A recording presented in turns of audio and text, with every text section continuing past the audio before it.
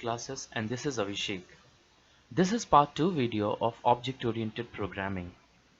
Today in this video we will discuss about classes and objects. So to know more about object oriented programming language, we need to discuss in details what is classes and what are objects. So a lot to know, a lot to discuss as always, but before we begin, please subscribe my channel and like the video. When we talk anything about Java follows concept of object-oriented programming, isn't it? In object-oriented programming, most important part is class and object.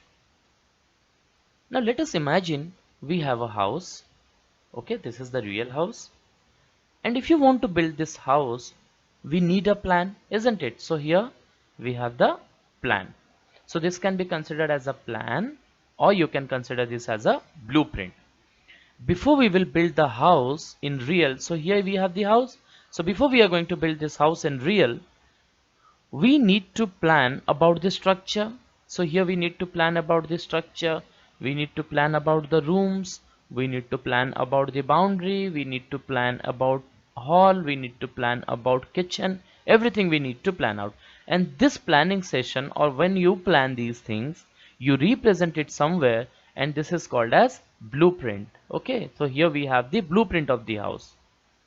So we require a blueprint, and so we require a blueprint to build this house, isn't it? We require a blueprint to build this house. So here house can be considered as an object. So here what you see, this house is an object, and this blueprint is class for that object. Okay, this blueprint is class for that object. Why? Because how the house will be created or how the house will be built, everything is mentioned in this blueprint, or everything is mentioned in this class. So therefore we can say that a class defines a structure of an object. So it defines a structure of an object. So here we have a structure, and according to this structure an object will be formed, or an object will be made, or an object will be built. So therefore a class defines structure for an of an object. So how the object will work out and how it is going to work, everything is mentioned. Everything, each and everything is mentioned in the class itself. So we can say that a class has characteristics and behavior. Okay, a class will have two things, that is characteristics and behavior. Every class, whatever class you see, it will have characteristics and behavior, and according to this characteristics and according to this behavior, an object is going to work, or you can say this object will represent the characteristics and the behavior of a class. Okay, now whatever characteristics this blueprint is having, whatever behavior this blueprint is having, this class is having, everything will be represented by the house, because house will be constructed on basis of this characteristic and on basis of this behavior. Okay, now let's go for a real world example. Here we can think car to be a class. So if car is a class, then it will have a few characteristics and behavior. So here few characteristics are mentioned or listed below. So what will be the characteristics of car? Like its size, its color, its speed, its weight, and its power. And what will be the behavior of the class car? Start the engine, stop the engine, change gear, and carry passengers. So here we have few size, few characteristics, and we have few behavior. Right, now we have to find out what can be the object of this car. Okay, if this is a class car, surely it will have few objects which can represent the class car. Then its object will be Honda. Honda is the company which will represent the class car. Then we will have Hyundai,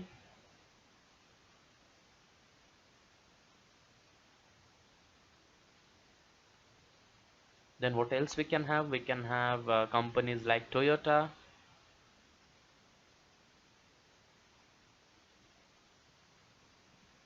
Okay, so like this we will have several car companies as an object which can represent the class car, because Honda will represent all its characteristics and all its behavior. Hyundai will represent all the characteristics and all the behavior. Toyota will represent all the characteristics and all the behavior. So from this, one thing is very clear, that a class can have one object or it can have more than one object. Even if it will have more than one object, then all the object will follow same characteristics and same behavior. Now you can, hypothetically I'm speaking, hypothetically I'm saying Maruti Suzuki is a company. Now you just think Maruti Suzuki will not follow the behavior of the car class. Okay, it will follow some other behavior, right? Then we cannot call Maruti Suzuki as the object of the class car. But if it follows all the characteristics and all the behavior of the car class, then we can say it is an object of the class car. So here, let's see the definition. We are going to discuss about basic elements of OOP. Okay, so today we will discuss about class, objects, then we will discuss about encapsulation, modularity, data abstraction, inheritance, and finally polymorphism. Let us begin with class. As we discussed that a class is a set of objects. So a class can have one object or it can have more than one object. Therefore it is called as set of objects. A class is a set of objects. Each object of a class possesses same characteristics and behavior. As I told you that you can have one object or you can have more than one object, you can have 10 objects, you can have 100 objects, you can have n number of objects. But each object of the class will have same characteristics and will have same behavior. Now if we take an example of car, we can have its object like Honda, Hyundai, Toyota, Ford, Maruti Suzuki. We can have many objects like this, but each and every object, each and every company will follow same characteristics and same behavior. Since an object is product of a class, hence class is also called an object factory. So we get many times we get question from this, why class is called as an object factory. Even in the ICSE examination it has come. In case you get a question like this, why object is called as an object factory, we can say that an object is the product of a class, and a class can have one object or more than one object, so it is called as an object factory. You can just think like this. When we talk about any factory, it can be a steel factory, it can be a laptop factory, it can be a calendar factory, any factory, paper factory, anything it is. Whenever we talk about a factory, factory means it will produce many objects, right? It will produce, like if we are talking about a paper factory, then it will never produce one single paper, it will produce more than one paper. So here paper is the object which represents the factory. Now if we talk about Classmate is a company which produce notebooks. Okay, so here when we will visit Classmate factory, we will find that in Classmate factory many notebooks are produced. So here Classmate is considered as a class, or you can say Classmate is considered as an object factory. Because why it is considered as an object factory? It produces many notebooks. You go to any factory, it can be a steel factory.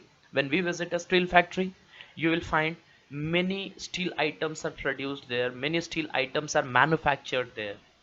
So we can say that a factory produces many objects, or whatever things a factory produce, everything are a product of that factory, right?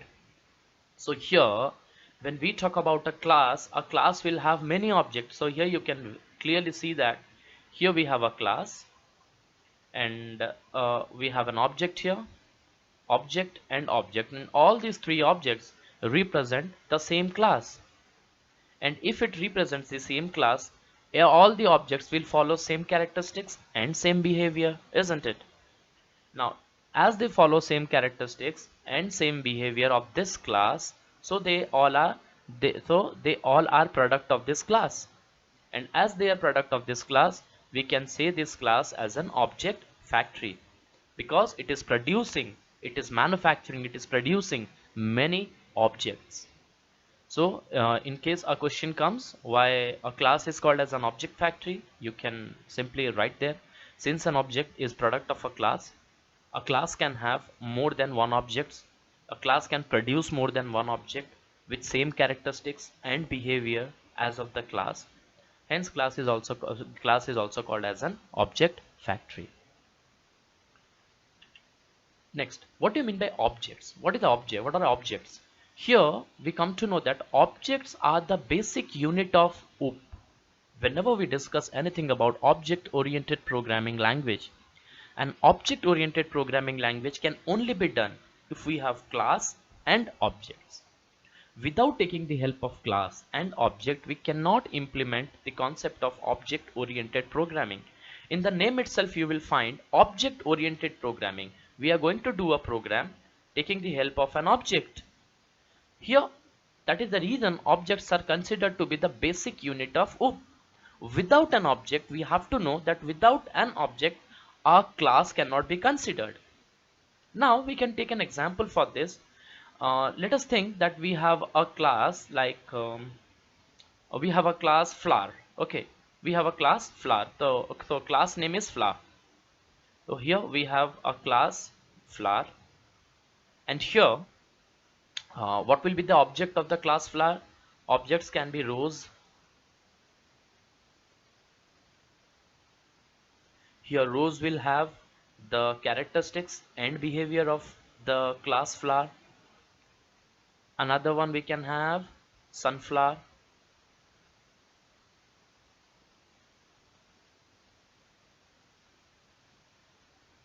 Sunflower will have all the characteristics and behavior of the class flower. Similarly, we can have tulip.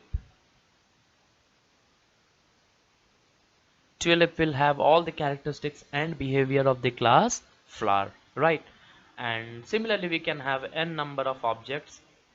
You better know the flower's name than me. Hardly I can say some flower names. And now, here we have to notice that what characteristics rows follows and what behavior rows follows, the same characteristics and behavior is followed by sunflower. The same characteristics and behavior is followed by tulip. So here we have to notice that all the objects, all the objects of our flower class, all the objects of flower class will have same characteristics and will follow same behavior, right? So objects are the basic unit of OOP. They are instance of a class. Here you can clearly see that rose represents the class flower. Sunflower represents the class flower. Tulip represents the class flower. Instance means represent. Okay, they are instance of a class. They represents a class. Who represents a class? Object represents a class. So object are the basic unit of OOP. So without taking help of object, we cannot implement the concept of object oriented programming language. So they are considered to be the basic unit of OOP, very minute unit of OOP. They are instance of a class. They are representative of a class. They represents a class. If you do not have an object, there will be no existence of a class. Just think, hypothetically speaking, we do not have rose, we do not have flower, we do not have tulip, we don't know any flower name. We do not have anything called as a rose, tulip, sunflower, tulip, any flower we do not have. Then is it possible to represent a class flower? No. Hypothetically, if I give you a name Rookie, if I say your name Rookie is a class. Now you tell me what will be the object of the class Rookie. Is there any object of the class Rookie? This is the name hypothetical I am telling you. Rookie is a class. Now tell me the object's name which will represent the class Rookie. No one can tell me any object name which can represent the class Rookie. The reason is there is no object for the class Rocky. You will never find a single object which can represent the class Rocky. So there is no existence of class Rocky. We do not have any class named as Rocky. Here we have to understand that object will represent a class. So they are called as instance of a class. Instance, there is no difference between instance and represent. Please remember this. So when you are asked to create an instance of a class, that means you are asked to create an object. That means you have to represent that class. And how a class can be represented? By its object. Right? Now if I tell you chair is a class, now tell me chair is a class. Now create an instance of class chair. What will be the instance of the class chair? The companies who manufacture the chair. The companies who manufacture the chair will be called as instance of that class, or will be considered as an object of the class, right? Like Neel Kamal manufactures the chair, so Neel Kamal can be considered as an object. So this is the way how we represents a class. A class is always represented by its objects. It is always represented by its objects. Now if we take a class, any class, if we take a class bike, okay, now tell me the companies who can represent bike. Bajaj, Hero, Honda, these are few companies who can represent the class bike. So bike can be considered as a class, and Bajaj, Hero, and then Honda, this can be considered as object of that class. Now if I take Bajaj as a class, if we consider Bajaj as a class, then what can be object of that class? Now the different bikes, different bike what Bajaj manufactures, that can be considered as an object of the class Bajaj. When I consider, once again I am repeating, when I consider bike to be a class, then companies like Bajaj, Honda, Hero, and Kawasaki, these are few companies which represents the class bike, because they manufacture bike, so they follow all the characteristics and behavior of the bike class. Now when I consider Bajaj as a class, okay, when we consider Bajaj as a class, what can be the object of Bajaj class? Pulsar, Platina, Discover, these bikes can be considered as object of the class Bajaj. Okay, Activa can never be the object of the class Bajaj, because Activa belongs to another company. Activa belongs to Honda. Activa will never follow the characteristics and behavior of Bajaj class. It might follow few characteristics and few behavior of Bajaj class, but it will never follow all the characteristics and all the behavior of Bajaj class, because the technology which is used in Activa, it will be quite different from the technology which is used in Bajaj. Okay, so here we have to be very clear that an object will represent a class. If you do not have an object, there will be no existence of a class, right? So here object are the basic unit of OOP. They are instance of a class. They represents a class, and each class will have data member and it will have member function. Here you can think that data member is considered as characteristics and member function is considered as behavior. Now you must be thinking, sir, why instead of characteristics and behavior you have written here data member and member function? So be very clear that when we take a real world example, like I have given you an example of flower, we took an example of bike, we took an example of car, we took an example of Bajaj, Honda. So these are a real world example, okay, which exist in the world. These are real world example. So when we talk in terms of real world, we consider characteristics and behavior. But similar thing when it comes to software, characteristic is represented by data member, or we call it as data member, and behavior is called as member function, or you can say member method. Okay, so there is no difference between function and method. Here you can call it as member function, or you can call it as member method. Both are similar, there is no difference. So in real world, when we represent anything, in real world when we represent a class, please remember this, we call it as so we can consider that in real world a class will have two things, characteristics and behavior, which will be followed by an object. But in terms of software, when we will program something, when we will write a program, when we will write anything, here you can consider a class will have data member and it will have member function or member methods. Data member is considered as characteristics and member method is considered as behavior, right? So here you can say they are instance of a class. Who all are instance of a class? Objects, which will have data member, that is characteristics, and uses various member function, that is behavior, to perform task. Whatever task is given to them, they will follow that task, they can do that task.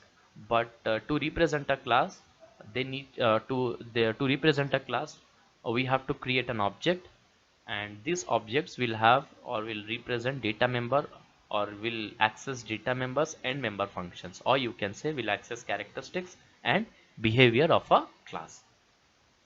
Here you can see that we have a class named as flower. So here flower is considered as a class. Here flower is considered as a class. So here remember, flower is a class. Rose is name of that class, or instance of that class, or representative of that class. So here we can represent rose as, or we can write rose as object. Okay, we use a keyword new. It is mandatory to use a keyword new. Without using new, you cannot create an object. So we have to use the keyword new. I will tell you why do we use new after some time. And here again we write class name followed by parenthesis. Okay, now what this is called as new keyword, so it is called as keyword.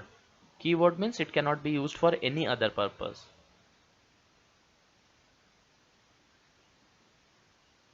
This is called as keyword. Now what is new keyword? New keyword is used to allocate dynamic memory. What do you mean by dynamic memory? For this we have to understand we have two types of memory. Okay, one is called as static memory, another one is called as dynamic memory. Static memory and dynamic memory. What do you mean by static memory and dynamic memory? Static memory means when the memory is fixed, it cannot be changed. When it is fixed, it cannot be changed, that is called as static memory. Dynamic memory means the requirement of memory or memory will increase or decrease as per your requirement. It will increase or it will decrease as per your requirement, that is called as dynamic memory. Okay, now whenever you are in need of 10 KB of space, it will grow up to 10 KB.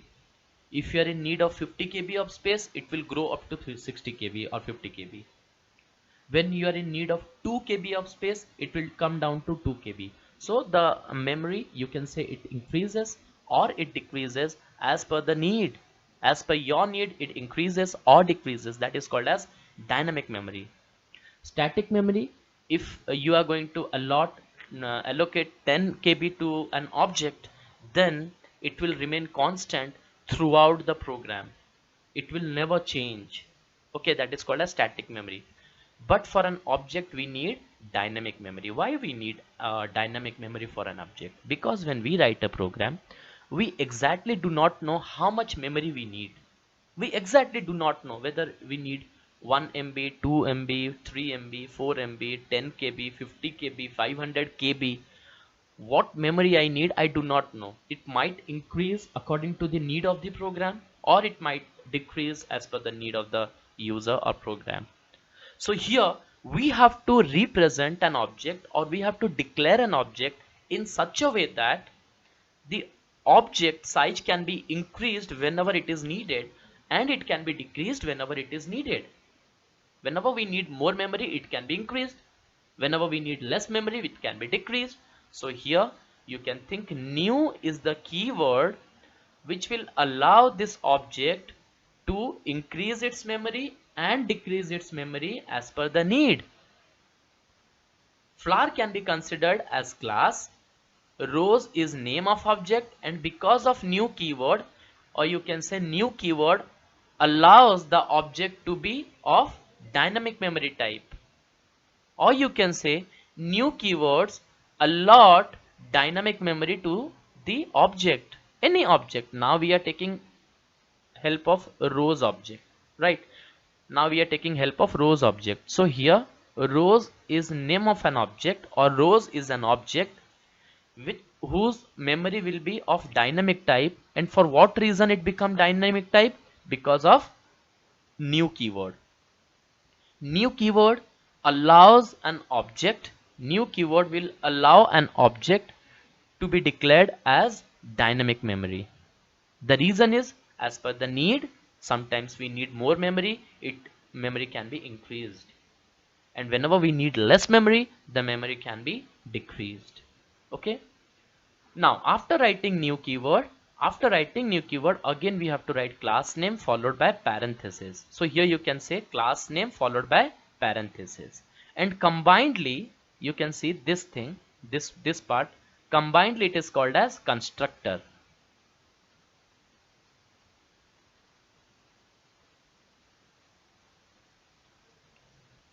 Combinedly it is called as constructor. When a class name is followed by parenthesis, combinedly it is called as constructor. Now you must be wondering what is constructor. Regarding constructor we will discuss in class 10, or in the upcoming classes we will come to know what is constructor. Now you don't have to put your head on this particular word or the term what is constructor and all. Simply remember, a constructor is written by a class name followed by parenthesis, right? Now let's take another example. We will take an example that car is a class. Now you tell me what can be its object. What can be the object? The object can be, we will take one of the object, let it be Ford.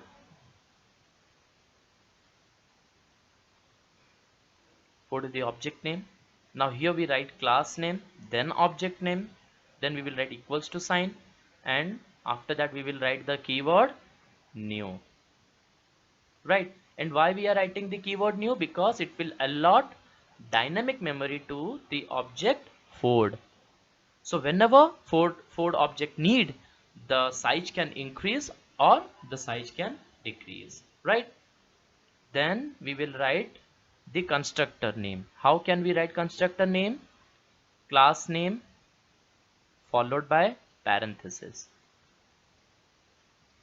So here we are able to create an object.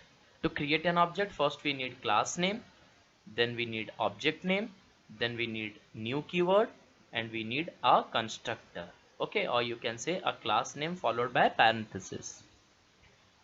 So many a times a question comes that write a single line statement to create an object. A question will be asked to you like this: write a single line statement to create an object rose of a class flower. So what you have to do? You have to write first flower, then you have to write rose, then new keyword, and after that constructor name. Now if again a question will be asked to you, define a class named as a speaker, and with an object, any object, we can go Sony. Okay, now how can you define a class named as speaker? First you will write class name, then you will write object name, that is Sony, then you will give equal to sign, then you will write new keyword, and after that you are going to write constructor name. So this is how we can represent any class. we can create instance of any class, or you can say we can create object of any class simply by following this method of writing. So here first, if ever you want to create an instance of a class, remember you have to first write class name, then you have to write an object name, then you have to write new keyword, and then you will write the constructor name. Now again a question might be asked to you that what do you mean by new keyword, or why do we use new keyword? New keyword is used to allot dynamic memory of an dynamic memory to an object. So you can simply write new keyword is used to allot or allocate dynamic memory to an object. Using new keyword, an object can be created. So this is simply the definition of new keyword. Okay, let's move to the next slide. That is, here you can see that we have a class named as animal. Here you have a class named animal, and here are different objects of this class like giraffe, deer, elephant. You have different objects of this class, right? Now if you want to create programmatically, I'm telling you, if you want to create an object of the class animal, how can you create? Just think. First we will write the class name, that is animal. First we will write class name, that is animal. The handwriting is very like it's worst, I know, because I am writing it using a mouse, so I cannot write it properly, but it is visible. You all can understand, right? You all are quite smart. So here we have a class animal. Now I can write any object name here. I can write giraffe, I can write deer, I can write elephant, I can write bird. Anything can be written here. Now if I write bird, then it will be considered as an object name or instance, you can say. First is animal, this is class name. Then we are going to write bird, this is an object name. Instead of bird you can write giraffe, you can write deer, anything you can write. Then we will give equal to sign. After that we will write new keyword. And why are we writing new keyword? New keyword is written because we want to allocate a dynamic memory to bird. So as per the need, the size can increase or the size can decrease. After that we will have a constructor. And how a constructor name is written? A class name followed by parenthesis. Okay, now you must be thinking, so why do you give this semicolon every time at the end? Afterwards you will come to know that semicolon is represented for end of line in Java. In Java, if you want to end a line, then you have to give semicolon, because if you don't give semicolon, Java will not understand that whether it has come to the end of line or not. So to represent end of line, or to say that we have reached to the end, we always use semicolon. This we are going to discuss it in a later module. So I hope the concept of object and class is clear. Now let us move to the next element, that is encapsulation. So encapsulation is the next element. What do you mean by encapsulation? See, in a class you can think like this. This is a class. We will have two things. One is characteristics and the other one is behavior, right? So characteristic is a different thing and behavior is a different thing. Now when you bring these two things together, it is called as encapsulation, nothing else. Simply you have to bring characteristics and behavior together. You have to bind it in a single place. You have to wrap it in a single place so that they can behave together or they can work together. This is called as encapsulation. So encapsulation in Java is a mechanism of wrapping the data member. Data member means, once I have told you, data member means characteristics are called as data member in terms of software. In terms of software, in terms of program, we consider data member to be characteristics. And in terms of software, we say member method, but in real world we call it as behavior. Okay. Encapsulation in Java is a mechanism of wrapping the data member, or you can say characteristics, and member method, or you can say behavior, together as a single unit. So encapsulation in Java is a mechanism of wrapping the characteristics and behavior together as a single unit, you can say. Or you can say encapsulation in Java is a mechanism of wrapping the data member and member methods together as a single unit. So here let me again tell you, I can write here member methods, or sometime you will find it is written member function. There is no difference between function and methods. But in Java, the actual thing what we say is methods. Earlier methods was called as function. If you go to the programming languages like C++ and all, there you will find it is called as function. But in Java, we do not use the word function, but we use the word methods. But in many books and even in many lectures, you will find people will be saying member function instead of member method. So do not consider it as a wrong statement, okay, because both member method and member function both are similar. There is no difference between that. So here once again look to this. Encapsulation in Java is a mechanism. It is a way through which you can bind together. Two things can be bind. What are the two things which you can bind?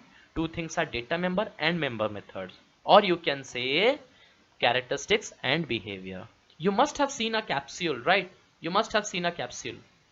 Here you can see the upper part of the capsule is considered as methods, member methods, and the lower part is considered as variables, or you can say data members. Upper part is member method, upper part is member method, and the lower part is data member. Both are wrapped together, both are you can say bind together to form a single class, or to form a class called as capsule. So here we can consider one thing, that I'm going to give you few characteristics, I'm going to give you few behavior, okay, and if you can bind these two characteristics and behavior to a single unit, that is called as encapsulation. And how can you bind it together? Students, how can you bind it together? It can be only bind through a class. Once again I'm telling you, just have a look to this, okay. I'm going to give you separate characteristics, okay. I will give you 4 characteristics, okay. Now let us take a real world example, it will be more clear to you. Now I will tell you color, okay, a size, okay. These are 2 characteristics. These are 2 characteristics which I am going to give you, okay. Now I will give you 2 behaviors separately. I am giving you 2 behaviors. I am giving you, let it be start engine and stop engine. Start engine and stop engine, these two things can be bind together, okay. This characteristics and behavior can be bind together to form a class. And what will be the name of class? Car. Here car is name of the class, which isn't it, which will have this characteristics and behavior. So you can say that through a class we can implement encapsulation. Through a class you can bind 2 things, that is characteristics and behavior. Because if you need to wrap together 2 things, that is data member and member methods and data member, then you need a class. Class is one of the thing, or you can say class is the only thing through which you can bind 2 things. You can bring these 2 things together, that is characteristics and behavior. So here what is encapsulation? Encapsulation in Java is a mechanism of wrapping. Wrapping means binding together. Mechanism of wrapping the data member and member methods together as a single unit. So 2 things can be bind together as a single units, okay. And many a times again you get a question from this, what is encapsulation? So if it is asked what is encapsulation, you can write that encapsulation is a mechanism of wrapping the data member and member methods together as a single unit, or you can write encapsulation in Java. Encapsulation is a mechanism of wrapping the wrapping the characteristics and behavior together as a single unit. Now again a question can be asked, how can you bind or how can you wrap data member and member methods together as a single unit?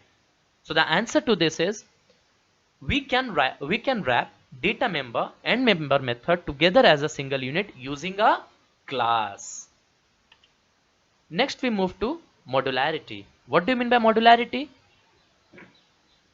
Modularity means when a big set of things, you already I discussed this with you in the first part, when a big set of program is divided into smaller part, it is called as module or modularity. Okay, it is called as module or modularity. Here you can think like this, why do we divide these things into smaller parts? The reason is, see, now I have to develop a software. Okay, now I have to develop a software, and here the software contains maybe more than 10,000 or 20,000 lines of code. What I can do is I can divide this code in different departments. Okay, I will make a group of developers who will be only doing the printing part. I will form a group of developers who will only concentrate for taking input. I will form a group of developers who will only concentrate that how the data gets stored.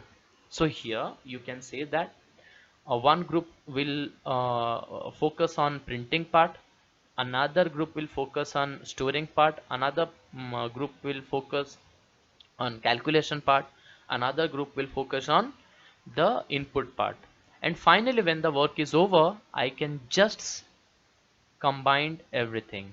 Okay, I can combine everything, so it becomes quite easy for me because the whole work is not given to a single group, the whole work is not given to a single team.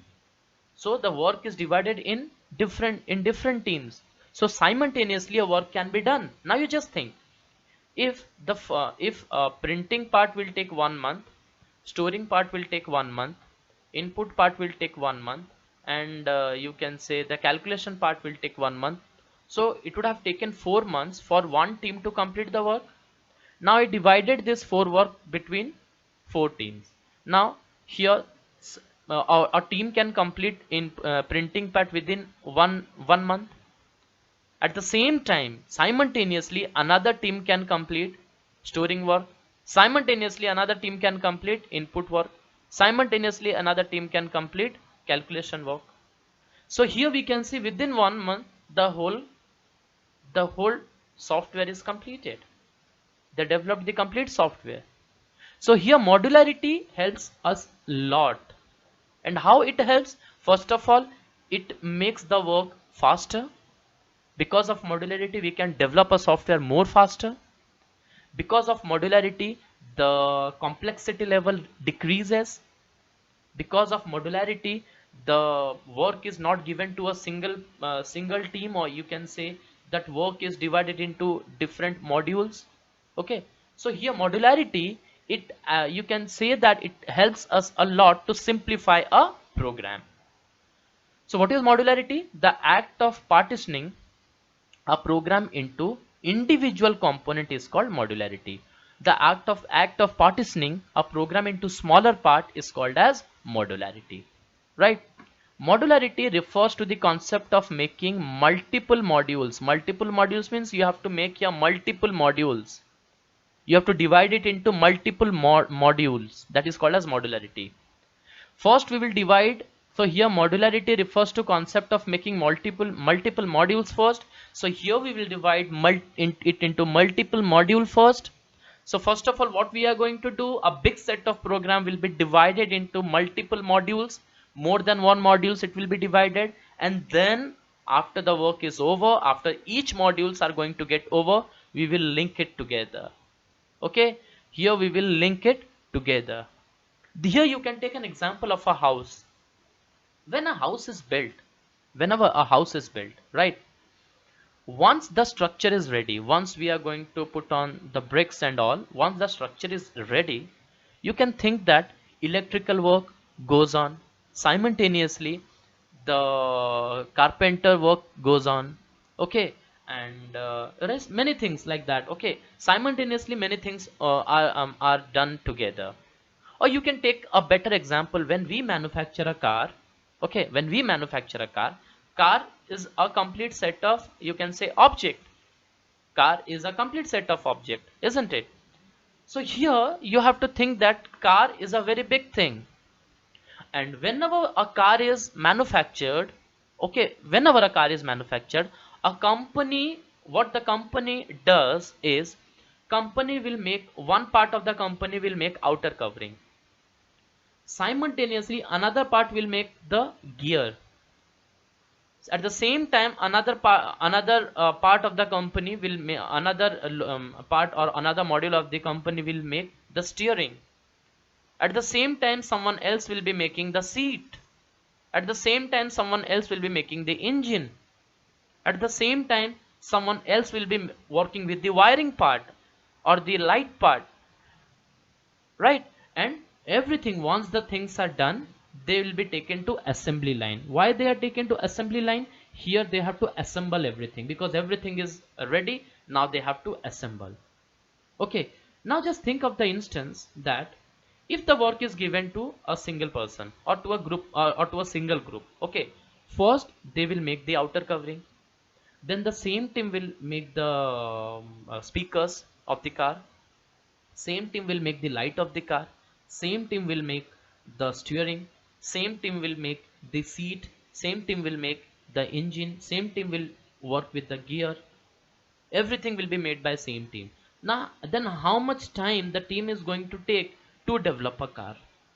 So they will take a lot of time to develop a car, isn't it? Because everything will be done by a single team.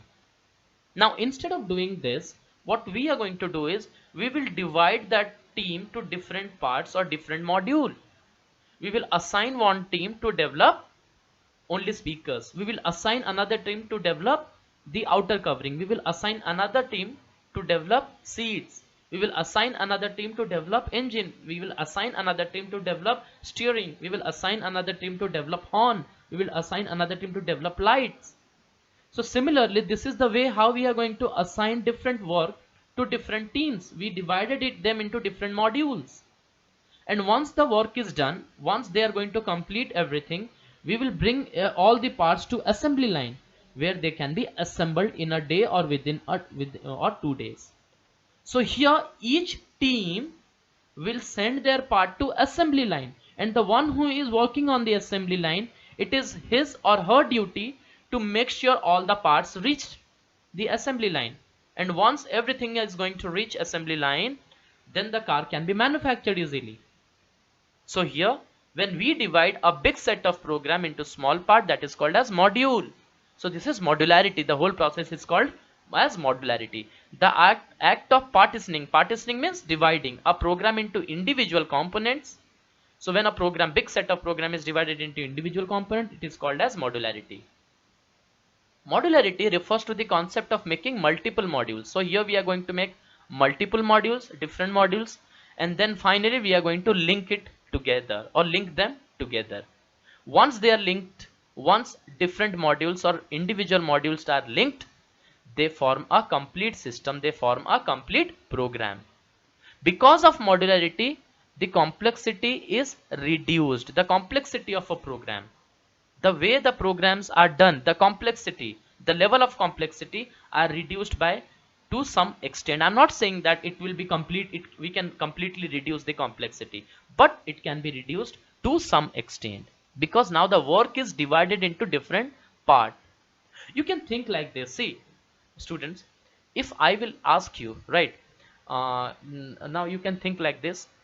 If I'm going to make a house, okay, now what I am going to do is, I will put on the bricks, then I will be the one who will be doing wiring, I will be the one who will doing the carpenter work, I will be the one who will be doing the painting work, okay. So I cannot gain perfection in everything. Is it possible for me to gain perfection in everything? Can I put on bricks perfectly? Is it possible? No. Can I do wiring perfectly? May not be. Okay. So One, you can just think that when a single person when a single team is given with all kind of work, you cannot achieve perfection.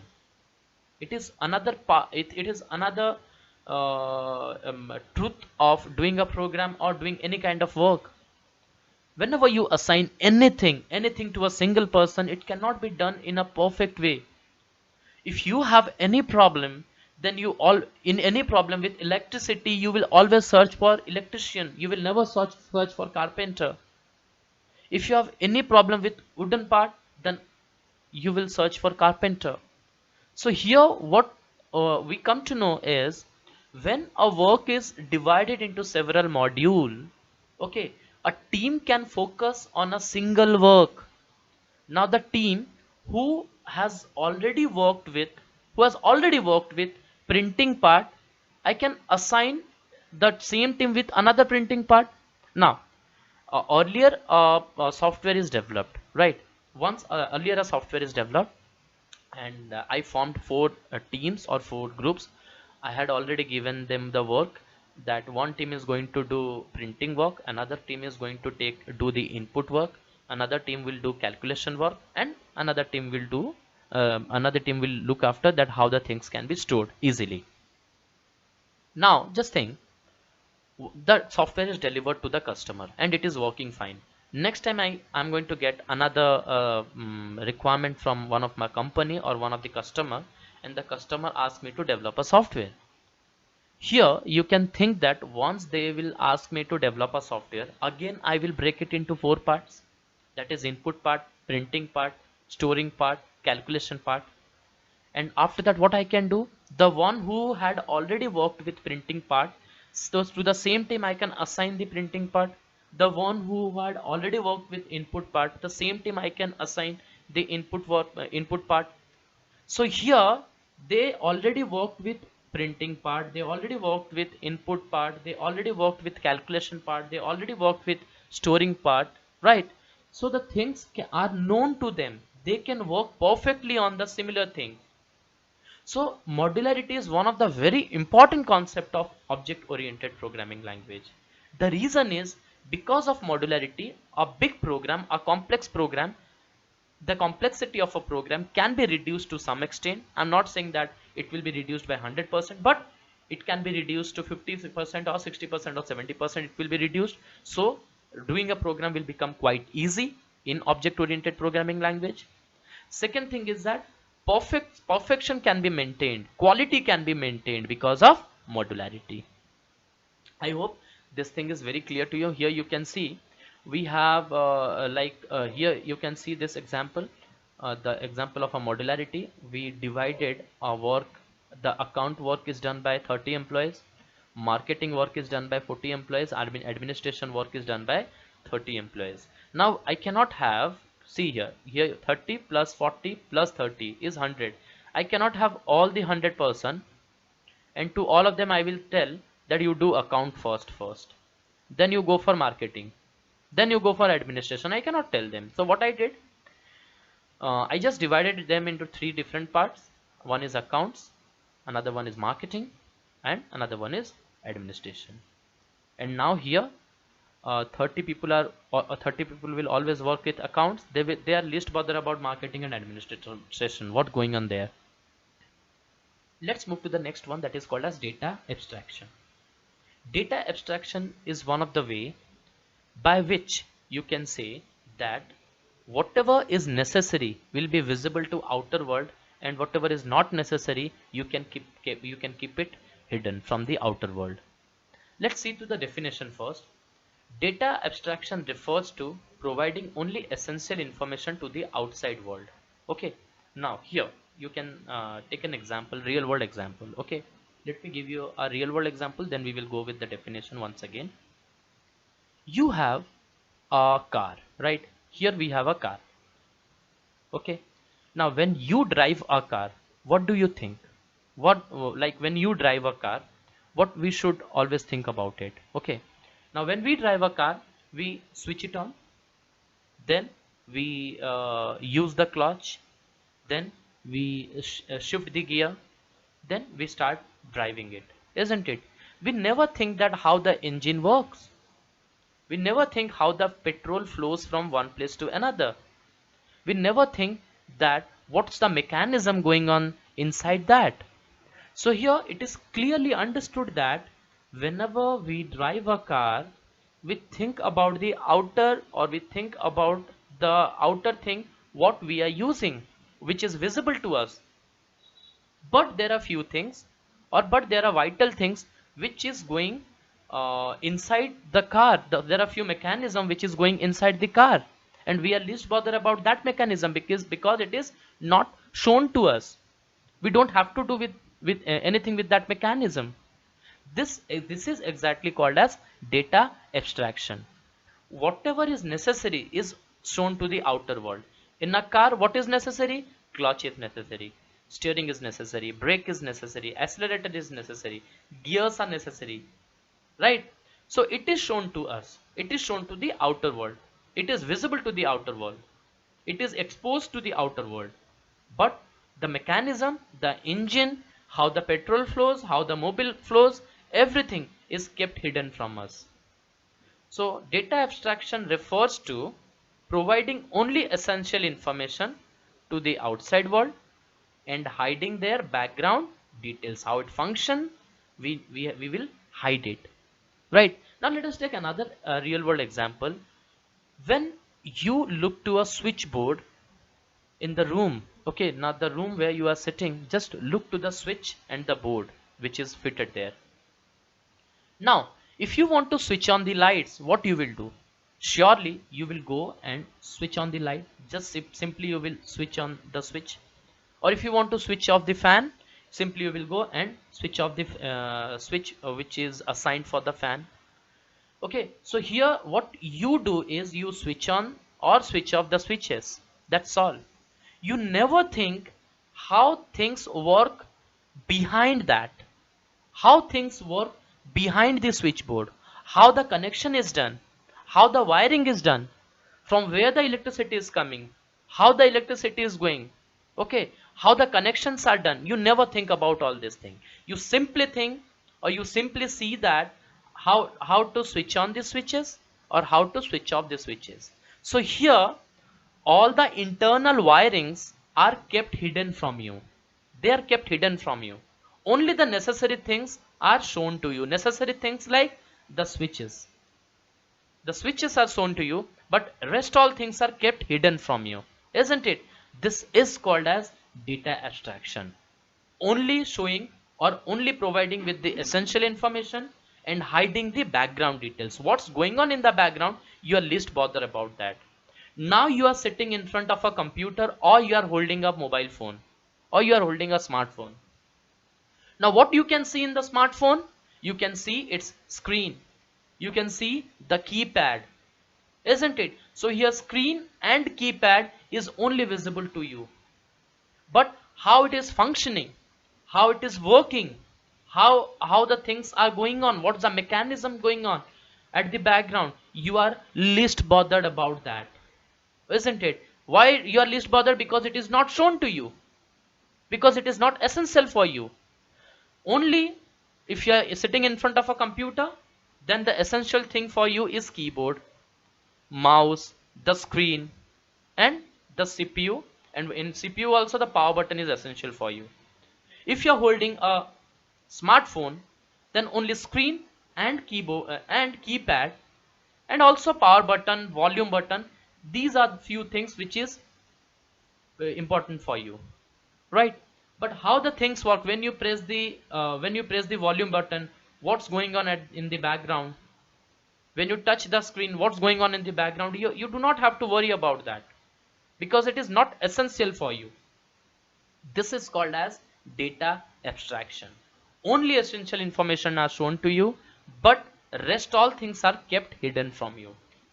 What all things are kept hidden from you? Things which are not required.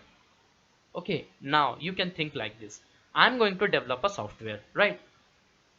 Here I will develop a software, and while developing a software, I will write many lines of code. I will write some codes here, okay? And because of this code, once you are going to once the software development is over, once you execute this code or once you run this software, it will ask you for some input. Okay, it will ask you for some input,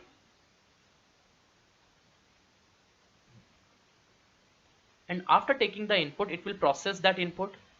It will process it, or it will do the calculation.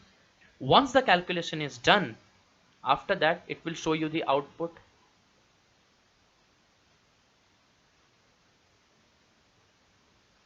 It will show you the output. Now you tell me, when the software is developed, what is shown to you and what all are the things which are kept hidden from you? Here, input part is shown to you, output part is shown to you, but how the input is working and how you got the output, everything is kept hidden from you. That means the code which I have written, the program which I have written, that is kept hidden from you, isn't it? The program or the data what are present here are kept hidden from you. So this is called as data abstraction. Only essential information are shown, the rest all things are kept hidden from you. So here you can understand one of the characteristics of object oriented programming language, which we discussed in the previous class or the previous video. Here let us go to that part. Here data hiding provides more security, isn't it? Here security or the data hiding concept can be implemented in object oriented programming language, for which the program becomes more secure or the data becomes more secure. So here you can think like this, that here the program is present and we are going to hide the program from outer world, for which it becomes more secure. Only the essential information are shown, rest all things are kept hidden. So this is you can say, because of data abstraction, only essential information are shown, but the background details are kept hidden. Background details or the program or the data what you have, everything is kept hidden from the outside world. This is called as data abstraction. Let's once again go through the definition. Data abstraction refers to providing only essential information to the outside world. Outside world means those who will be using it, and hiding their background details. Now next come to inheritance. What do you mean by inheritance? Now remember, inheritance is a very is a normal term or a general term which we use many a times. It is not only used in computer. Okay, inheritance means when properties are inherited from your ancestor or when properties are inherited from your parents, that is called as inheritance. Now here is a man, right?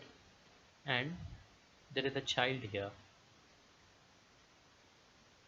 Okay, then what this child can inherit or what the child can have, the child can inherit the appearance of the father, the child can inherit the height of the father. Okay, the child can inherit few behavior of the father. Okay, so here you can think that the whatever quality the father is having, few qualities can be inherited by the child. This is called as inheritance. Now let us go for another example. Okay, now here we have now here we can think that there is a father. So here we have a father, and here we have a mother. Okay, now here we have a child. Okay, here we have a child. Okay, now the father's height is 6 feet, the mother's height is 5 feet. Okay, and the father's hair are black in color and the mother hair is brown in color. Okay, now just think that the child becomes 6 feet. Now you can say whose properties the child has inherited. Obviously the father's property in terms of height. Now the child hair becomes brown in color, then whose property the child has inherited? Mother's property the child has inherited, isn't it? Now This is all about characteristics, because when I talk the color of hair, the height, it comes under characteristics. But even the child can inherit behavior of the parents. Behavior like, for example, the father is quite shy in nature. The father do not talk to people, do not mix with people, do not socialize, himself. Okay, and the child is also like that. Child do not want to socialize himself, or the child do not talk to people, child is of shy nature. Then we can say that the behavior of the father is inherited by the child. Similarly, few behavior, like a mother is very good in cooking. Okay, she is very good in cooking, she cooks very well. Now this is one of the behavior which is inherited by the child. So a child can inherit both characteristics and behavior of father and mother. Okay, so you can say inheritance is one of the process through which we inherit or we get properties of parents or properties of ancestors. Why I'm saying ancestors? Because you can think the father must have inherited something from his father, isn't it? So this child's father must have inherited something from his father. So something is inherited from this father, and here some properties are inherited by this child. So indirectly we can say that child is inheriting few properties from his or her ancestor. Okay, so let us come to the this definition. Inheritance is the process, it is one of the process where characteristics are inherited from ancestors. Characteristics and behavior both are inherited from ancestors or parents. Inheritance is a mechanism where a new class is derived from an existing class. Okay, what do you mean by new class and existing class? See, here I have written a program, right? Here I have written a program. Okay, a program, I have already written. Okay, or you can think like this. We have a class here. Okay, the class will have some characteristics and behavior, or we are going to divide this class, or we are going to divide this program into different modules, that is called as modularity. So this is class A. Okay, now we have another class, that is class B. This is class B. Again, this class will have few modules within itself, or the programs within itself. Okay, now what I'm going to do, I'm going to write a new program. I'm going to write a new class, that is C. Okay, so this is a new class. But while writing the new class, or while writing the new program, I realized that the module which is used by class A, okay, the same module I need it in class C. So instead of writing this module once again, simply what I can do, I can ask class A to lend me with that module, or to give me with that module, so my work can be done. So instead of writing this module, I took it from class A. Now again, I need another module, right? Here I need another module. Instead of now what I found that the module which I need here, it is already with class B. So instead of once again writing this module, I can take help from class B and I can implement this module. So I don't have to write the module once again. Here I inherited some characteristics and behavior from class A. I inherited some characteristics and some characteristics and behavior from class B. This is called as inheritance. So here A can be considered as superclass, B can be considered as superclass, and C can be considered as child class or subclass. Why it is considered as child class? Because C has inherited both from A and B. Now if we want, then C can only inherit from A if it is required, or C can only inherit from B, and if it is required, then C can also inherit from A and B both. It is up to you how you write the program, how you design the program. This is called as inheritance. When a new class is formed, this is new class. Okay, when a new class is formed, from two existing class or from existing class. So here a new class is formed from an existing class. It can be a existing class, it can be one existing class, or it can be two existing class, it can be three existing class, it can be n number of existing class. Okay, so when you form a new class, it is up to you whether you will take help of inheritance or not. Now let us think, we have a class A and class B.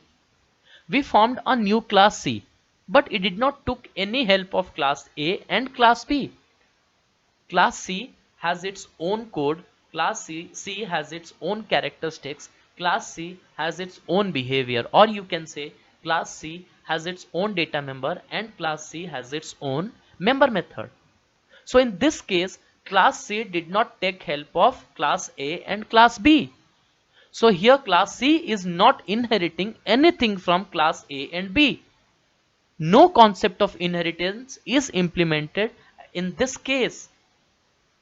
Now we can take example of another example, that we have a class C and there are two existing class A and class B. Now we have to make a new class C. Then class C took help only of A. Class C is going to take help only of class A. Class C will take few characteristics and behavior of class A, but it will not take any help of class B. We can say, in this case we can say class A is superclass and class B is child class. And as it is not taking help of class B, okay, here you can see like this. Here you can see like this. We have a class A here. It will have some characteristics and behavior. We have another class B here. It will have some characteristics and behavior. This is class A and this is class B. Now here we are going to form a new class, that is C. C class will take help or will inherit few characteristics and behavior of class A. Right, here we can say class A is superclass and class C is subclass or child class of A class. So here C is child class of A class, or here C is subclass of A class. C is derived from A class. C is made from A class. Here you will not find any role of class B, isn't it? Now you have another, now let us take an help of another example. You have class A, you have class B, then we are going to form a new class. When we will form a new class, we will take characteristics and properties of class B. So here class B becomes superclass, class C becomes subclass. We can say C is the child class of class B.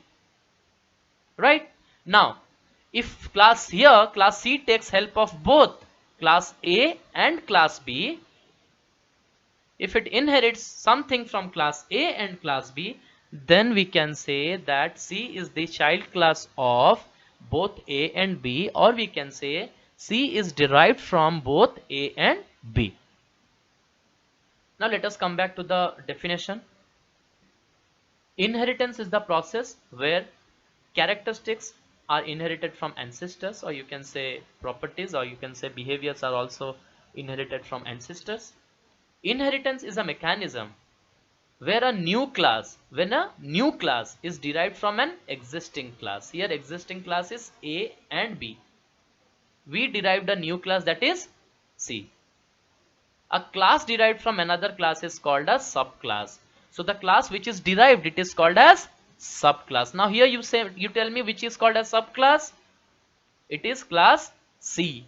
Here in this case it is class C. Whereas the class from which a subclass is derived, from where the subclass is derived, it is called as superclass. Here A and B are considered as superclass.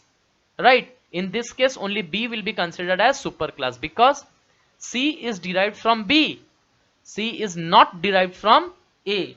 So A is not called as superclass, but whereas B is called as superclass and C is called as subclass or child class of class B. In this case, C is derived from both A and B. So both A and B are considered as superclass and C is considered as subclass. A subclass can have only one superclass, whereas a superclass may have one or more subclass. Okay. Now a subclass can have only one superclass, whereas a superclass may have one or more subclass. Okay. Now what is all this about? See, a parent can have more than one child. A superclass have more subclass. Okay, this is superclass. This is subclass. A parent, this is a parent can have more childs, in any number of child. They can have 2 childs, they can have 3 childs, they can have 4 childs, they can have any number of childs. So we call it as a superclass can have any number of subclass, but a child can only have one parent.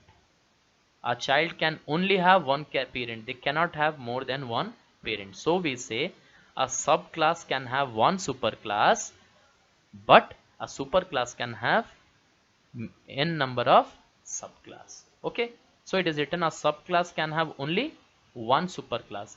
A subclass, here you can see a subclass or a subclass can have only one superclass. Both are considered as one. Okay, here both are considered as one and it is considered as one. A subclass can have one superclass, whereas a superclass can have n number of subclass. Okay, is this clear to everyone? Here you can see this is the base class, lion is the base class, and here you have the child class. Okay, this is the child of the lion. Okay, so a lion can have one child, or it can have 2 childs, 3 childs, it can have n number of childs, but a child can have only one base class or only one class, or can have only one parent. Okay, here you can see that here we have a parent here, father. Here we have the father, here we have the mother, and this is child. Okay, so it is going to inherit both from father and mother. Something it is going to inherit. It might inherit the height of the father. It seems that child has not inherited the hairstyle. Obviously it looks like mother's hairstyle. So we can say that the characteristics of mother in terms of hairstyle is taken from mother, right? So it depends. It's just a joke. It depends that from where you are going to, well, like from where it will be, the things will be inherited. Some characteristics can be inherited from father, some characteristics can be inherited from mother, some characteristics can be inherited from, some behavior can be inherited from father, some behavior can be inherited from mother. Now, if a father is quite short tempered and the mother is kind of shy and the son is short tempered, that means the behavior is inherited from the father. If the father is quite tall and mother is quite small, short, then if the son is son's height is quite short, then we can say that the height characteristics is represented from the mother. So similarly, these things there are few things which are inherited from father as well as from mother, but just keep in mind one thing, that see, one thing you have to remember, that here we have a class. Okay, this class has characteristics and behavior. That means I can say this class has data member and member method, because in real world we say characteristics and behavior, but in terms of software or program we call it as data member and member method. Here we have another class. Okay, and again in this class we will have few characteristics and behavior, or we can say data member and member method. In real world we say characteristics and behavior. In terms of software or program we call it as data member and member method. We have another class C. Okay, this is another class C. We can take few characteristics and behavior of class A. Okay,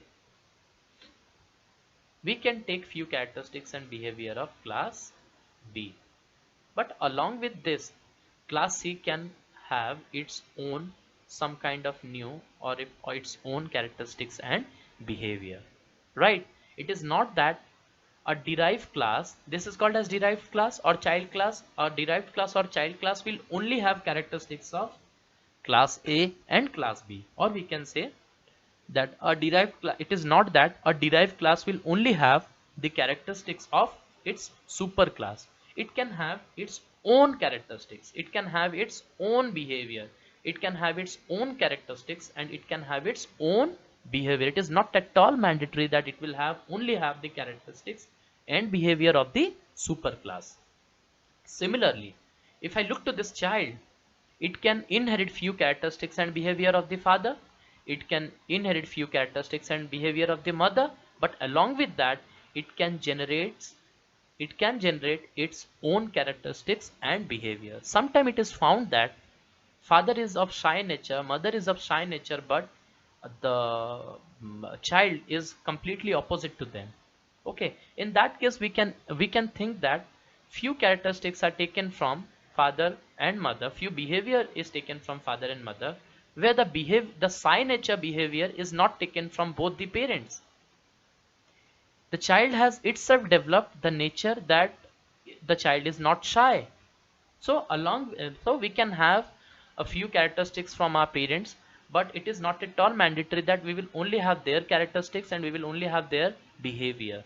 Along with that, along with their behavior, along with their characteristics, we can generate our own, we can have our own characteristics and we can have our own behavior. Okay. Coming to the last element of OOP, that is polymorphism. Okay, what do you mean by polymorphism? Polymorphism is the ability of an object to take on many forms. What do you mean by this? Ability of an object to take on many forms. That means when a single object behaves in many form, it behaves in different form, it is called as polymorphism. When a single object behaves in many form, it is called as polymorphism. Now, like, I will give you a real world example. Okay, you can take example of a Bolero car. Bolero car is used for personal, it is used for personal use. We use Bolero for personal use. We use Bolero for our family use, right? So Bolero can be considered as a private car. You will also find we use Bolero to carry passengers. We use it for tours and travel. So here Bolero is also used as public transport. Similarly, sometimes you will find that Bolero is also used as an ambulance. Ambulance are made out of Bolero car. Okay, so here Bolero is also used as an ambulance. Object is one, that is Bolero, but it is used as a private vehicle, it is used as a public vehicle for transport, it is also used as an ambulance. Sometimes you will also find that Bolero is used to carry things. It is used to carry things. So it is Bolero, so there is one object but it is taking many forms. Sometimes it is used to carry the passengers, sometimes it is used as a private vehicle, sometimes it is used as an ambulance, sometimes it is used to carry commodities. So it is used in many forms. This is called as polymorphism. When a single object can be used for a many purpose. When it is not limited to a single work, it can be used for many purpose. That is called as polymorphism. This is what real world example is. OOP, this is where the OOP will show you you will find a strong relationship between the real world thing and object oriented programming language. Whatever we discussed in today's class, whether it is class or an object, it can be encapsulation, data abstraction, what inheritance, whatever we discussed today, just think that we could relate each and everything to the real world. There was not a single thing which we were unable to relate it to the real world, whether it is class or an object. When we discussed about encapsulation, when we discussed about inheritance, when we discussed about data abstraction, everything we were able to relate with the real world. Okay, we have we are able to relate everything whichever it comes under object oriented programming language. Everything we are able to relate to the real world. This is the reason we always say that using object oriented programming language we are able to solve a real world problem. We are able to represent a real world entity. Whatever you see in the real world, we are able to represent it. We are able to make a linkage between our program and real world problem. Okay, this is the reason why object oriented programming language is so advanced, or you can say it is so popular than procedure oriented programming language. I'm not at all saying that procedure oriented programming language has all the limitations or it is not popular. I'm not at all saying that. What I want to tell you is object oriented programming language is more popular than procedure oriented programming language, because in procedure oriented programming language it is quite difficult to solve real world problem. It is quite difficult to make a link between real world objects, real world entity, and procedure oriented programming language. Whereas if you are doing a program using object oriented programming language, then it will be quite easy for you to make a link between to make a link between the program and real world problem or real world entity. Now, when we talk about polymorphism, as I told you, the Bolero can be used as a passenger vehicle, public, that is public vehicle, private vehicle for your family. It can be used as an ambulance. It can be used as a commodity carrier. So it is used in many ways. So one object, that is Bolero, you can say Bolero is an object. Obviously Bolero represents the class car. If I say car, if I say car, then Bolero can be one of the object which will represent the class. Okay, it will have all the characteristics and behavior of the class. But here object Bolero is considered as an object, and this object can work in many ways. Okay, it can work as a private vehicle, public vehicle, as an ambulance, and as a commodity carrier. Many things it can work like many things. And we Indian, we know that we take out maximum work out of an object. Maximum work is taken out of an object. You can just think of your toothbrush. Students, you can think of your toothbrush. Just think, when we get the toothbrush from market, first what we used to do with that. First we just clean our teeth.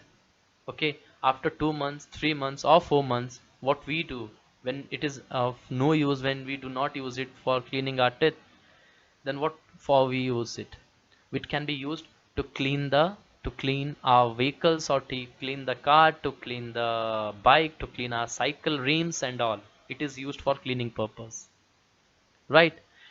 Sometimes it is also used to brush our hair. Not our hair, it is used to brush the old people hair, isn't it? To make it black color or brown color, some other color, they use the same brush. Okay, so a brush can be used in many other forms. Sometimes it is used to clean our teeth, it is used to clean our vehicles, it is also used to brush, it is also used for coloring purpose. So an object that is brush is used in many ways. This is called as polymorphism. So polymorphism is the ability of an object to take on many forms. It is a process of using a function for more than one purpose. One function or one object can be used for more than one purpose. So it is very clear to you, pretty much clear to you everyone. It allows the use of different internal structure of the object by keeping the same external interface. What do you mean by this? Which is very important. It allows the use of different internal structure of the object by keeping the same external interface. Now you take example of a brush. Now when I clean my brush, externally it looks same. When I use the same brush to clean my vehicle, externally it looks the same.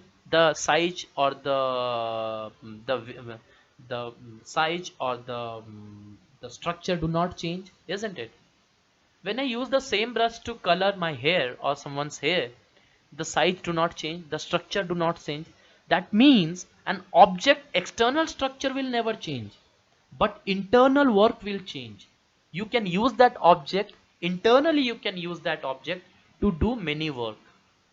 Like if we are taking help of, if we are taking example of a Bolero, okay, then you will find that when Bolero is used for private work, externally it looks same. When it is used for public work, externally it will look same. When it is used for ambulance, externally it will look same. When it is used for commodity carrier, as a commodity carrier, externally it will look same, but internally it will change. How internally it will change? Internal structure will change, because when it is used as commodity carrier, we are going to remove the seat. We will remove all the seats from, only driver seat will be there, rest all seats will be removed from Bolero. So internal structure is same, but internal structure changed, but from external, if someone will see, it will look like a Bolero.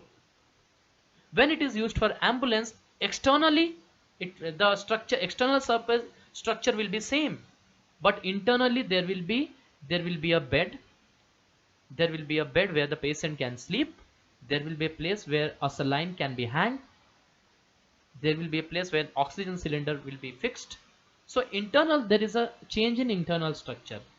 Okay, same object, externally it will look same. You will, if you look from external, it will look same, but internally the things will be changed.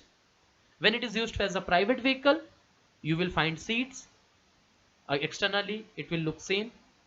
So here in polymorphism, when an object is used for many form, or when it takes on many form, this is called as polymorphism. When an object is used for more than one purpose, it is called as polymorphism. So when you use an object for more than one purpose, you call it as polymorphism. Okay, remember students, we in ICSE examination, many a times we get a question from this, that what do you mean by polymorphism, give a real world example. Or you get a question like this, what do you mean by data abstraction, give a real world example. Okay, remember this thing. So when it is asked what is polymorphism, you can write polymorphism is the ability of an object to take on many forms. It can be used for many purpose. It is the process of using a function for more than one purpose. Okay, it allows the use of different internal structure of the object by keeping the same external interface. Externally the object will look same, externally there will be no change in the object, but internally we are going to make changes which will be not visible to outside people, which will be not visible to outside world. If a outside people will see it, it will look similar to him. There will be no change for outside people, but the one who is doing the program will come to know internally what are the changes done there. Okay, so remember, for the time being, the question might come like this: oh, what do you mean by polymorphism? How you can implement polymorphism? How you can implement polymorphism in terms of program or in terms of software? Okay, polymorphism can be implemented by function overloading. Remember, do you remember function overloading? I discussed with you regarding function overloading.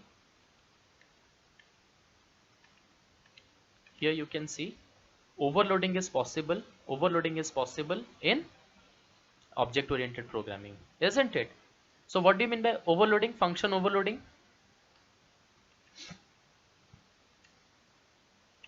Function overloading means, what do you mean by function overloading? Function overloading means when you have more than one function with same name, that is called as function overloading. So from externally, if someone will see, will find that okay, all the names are same, all the names are same. From external point of view, all the names are same. So if someone looks from outside, every name, all the names of a function will look same, but internally work of each function will be different.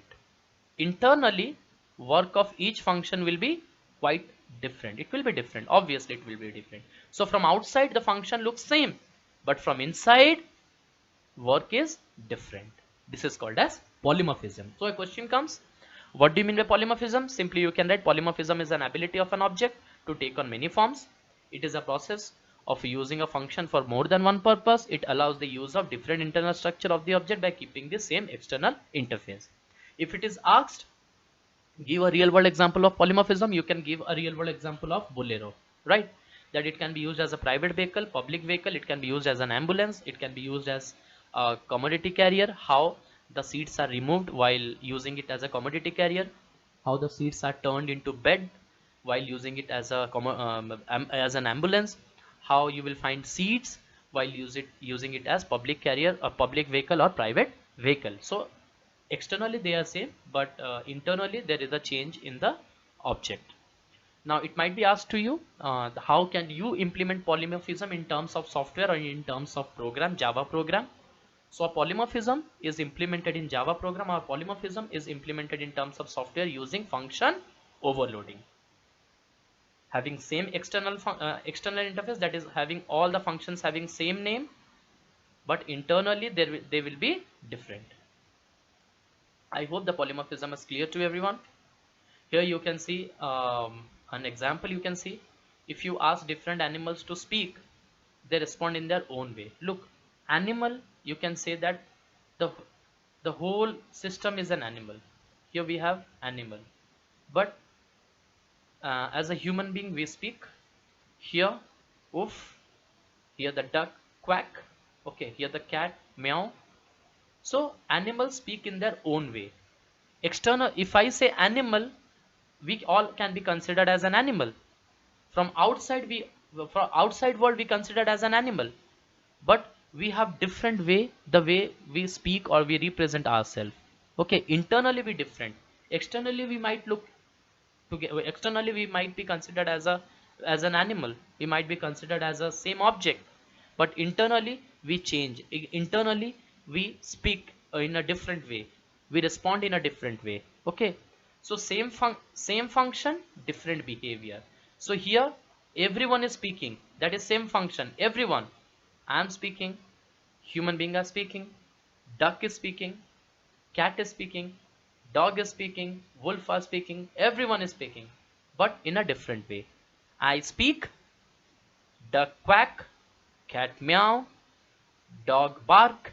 So it is the way they respond to the people, to the outer world, to the outer world. So same function but different behavior. So this is all about the elements of object oriented programming language. Let us once again see what are the elements of object oriented programming language. Class is one of the, class and object are two vital element of object oriented programming language. Without class and object we cannot implement object oriented programming language. So remember, we have to be very clear about class and object. So here you can say that class is a blueprint, or class is a structure which has some characteristics and behavior, and that characteristics and behavior are followed by object. So object are called as product of a class. Object represents a class because they represents characteristics and object. If we take an example of car, car is a class, okay, and whatever characteristics and behavior we have for a car class, everything can be, all characteristics and behavior can be represented by Hyundai, can be represented by Honda, can be represented by Maruti Suzuki, can be represented by Toyota, can be represented by BMW, can be represented by Mercedes. Okay, these are few companies who can represent the characteristics and properties of car class. If we take an example of television, if we consider television to be a class, then this class will have few characteristics and behavior. The object which will follow the characteristics and behavior of the class television, they can be considered as an object of the class television.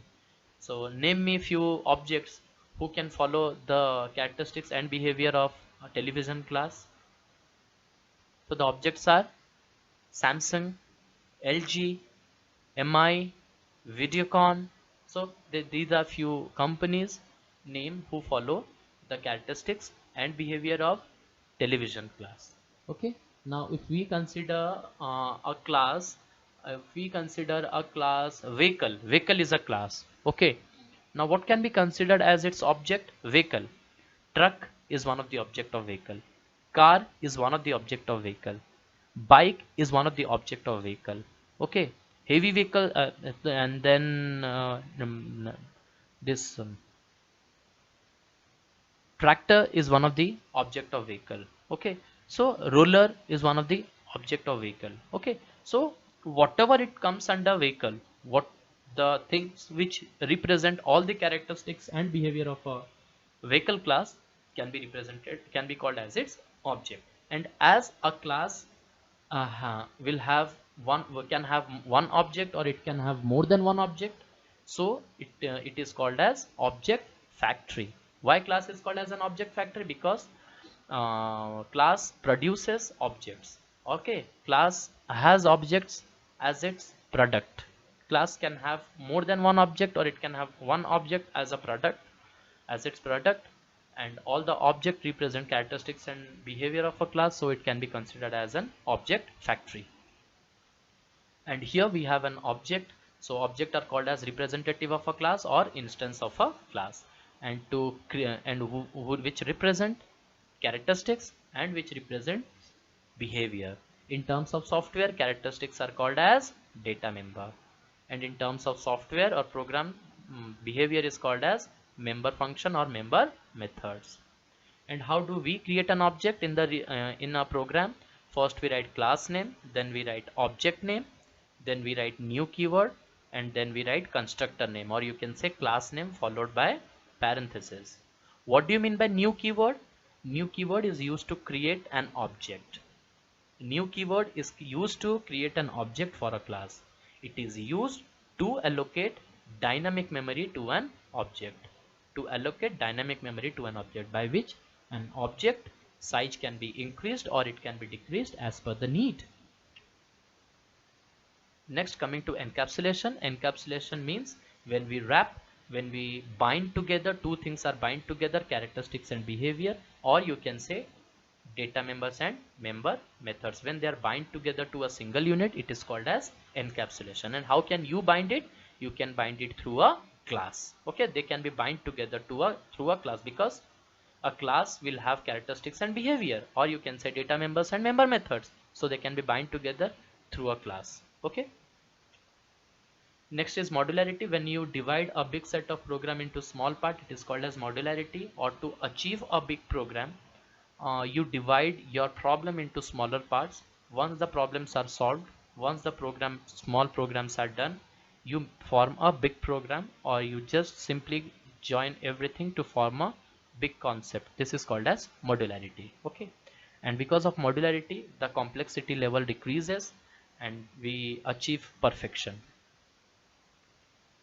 Next we come to data abstraction. Data abstraction is to hide essential information and only to show the necessary things. Okay, whatever is not necessary for the outer world, okay, or essential information is kept hidden. Essential information are kept hidden from the outside world, and only the things which are required and the things which are required for the outside world is only shown to them. This is called as data abstraction. For example, when we talk about a switchboard, we only think that how the switch is going to work, how we are going to switch on the switch, how we are going to switch off the switch. We never think that how the wiring behind it is going to work, how it works. We never think about that. When we drive a car, we only think about the steering, we only think about the gear, we only think about the clutch, we think about the brake. We never think that how the mechanism work. When we apply a brake, how the car is stopping, we never think about that. How the engine stop, how the engine start, we never think about that. So essential information are kept hidden, only whatever is required is shown to the outer world. This is called as data abstraction. Next is inheritance. When a child inherits something from its parents, and anything, if it might be behavior or characteristics, okay, it is called as inheritance. So when you inherit something from your parents, it is called as inheritance. This process is, or this mechanism is called as inheritance. So when we form a new class out of existing class, we have a existing class. Now we are going to form a new class from that existing class. So we will inherit few characteristics and few behavior, or you can say we will take few data members and member method from existing class. This is called as inheritance. So here you can see that C is the new class. Here C is the new class, where C has taken some characteristics and behavior from class B and some characteristics and behavior from class A. Okay, so C is called as derived class or child class. A and B both are called as super class or parent class. They are called as parent class. Okay. Next is polymorphism. So polymorphism is one of the mechanism, or it is one of the ability by which an object can be used for many purpose, or it can be used as many forms. One object can be used for many purpose, that is called as polymorphism. As we talked about a bolero vehicle, bolero can be used as private vehicle, bolero can be used as public vehicle, bolero can be used as an ambulance, bolero can be used to carry commodities. So one object, but it is used in many forms. So externally, in polymorphism, externally the object will look same, but internally they will have different work. So polymorphism is the ability of an object to take on many form, so keeping the same external interface but different internal structure. Here you will have same internal interface, same external interface. Externally they will look same, but internally they will change. Okay, so polymorphism is an ability to take on many is an ability of an object to take on many forms, keeping same external interface but different internal structures. So it's all about the elements of OOP. Finally, we'll discuss about the benefits of OOP. What is the benefit? It presents a simple, clear and easy to maintain structure. How can you say that OOP maintains a simple, clear and easy to maintain structure? Because of modularity, right? Because of modularity, we are able to maintain a clear structure. We are able to maintain a simple structure by reducing the complexity, easy structure to by reducing the complexity. So in benefits of OOP, you can say it presents a simple, clear and easy to maintain structure. Okay, so a structure can be written clearly it can be written, okay, easily it can be written, and it can be maintained. It is very easy to maintain. It enhances program modularity since each object exists independently. So here modularity, enhances program modularity. That is, modularity can be implemented. And why modularity can be implemented? Because of object, you can say. Because of object, you can use the concept of modularity. Each modules, remember, each modules can be represented or can be accessed by individual object. Now for a class, I'm giving an example. If we have a class here, okay, if we have a class, this class can have different modules, right? It can have module 1, it can have module 2, like this it can have n number of modules. And we can have an object, this is an object which can represent this class. We know that object represents a class, object represents its data member and member method. So here you can say that an object can access module 1 and module 2 independently. If the object wants, then the object can access module 1, and when the object wants, the object can access module 2. There is no restriction that object need to access module 1 and module 2 simultaneously. Remember, it is not at all mandatory. So here modularity, the concept of modularity enhances because both the things can be accessed separately, independently by the object. It is written, very clearly written, that it enhances program modularity since each object exists independently. Each object can access the modules, the modularity concept independently. New features can be easily added without disturbing the existing one. We already discussed this one in object-oriented programming. New features can be removed, or some existing features can be, new features can be added and some existing features can be removed from that. Okay, if you have written a program, it is quite easy to add new features, and it is quite easy to remove few features, existing features. Okay, it is quite easy in object-oriented programming language, and there will be no disturbance to the other things or the other modules or the other features, you can say. Okay, next is method or function can be reused in other program. Okay, we can reuse. How you can reuse? Just think about this. Inheritance, just think about inheritance. Here we are having two modules, or here we are having few data member and member method. In class B we have few data member and member method or modules. What we are going to do here is we formed a new class, that is C. We reused one of the method of or one of the module of class A, or you can say we reused some characteristics and behavior of class A. We reused some characteristics and behavior of class B. So here reusability is possible. Things can be reused. Okay, many times we get a question that how can you implement a reusability feature in Java. So reusability feature can be implemented in Java by using inheritance, by using the concept of inheritance. So here it must be clear to you, methods functions can be reused in other programs. So okay, so if you have one program where you have two methods or two modules, another program you have written, here you have two modules or two methods. Now you want to develop a third program, you can reuse one of the method or module of this program, you can reuse one of the method or module of this program, and along with that, if you want, you can have your own method or you can have your own modules. So this is called as reusability, or the methods or functions are reused. So finally, this is end of this video.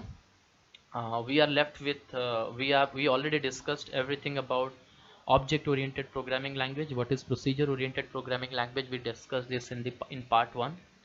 What is object oriented programming language? What is the difference between object oriented programming language and procedure oriented programming language? We discussed this in part 1. Everything was discussed in part 1. Today we discussed all the elements of object oriented programming language and benefits of object oriented programming language. And now we are only left with the third part, that is flow of Java program, how a Java program work, or how the things flow in Java program, or what are the how the Java program work. Here in this we are going to discuss, and this will be the last part. This will be the last part of this topic. So stay tuned with me for the next part and last part of this video. Till then, thank you everyone, and God bless you all.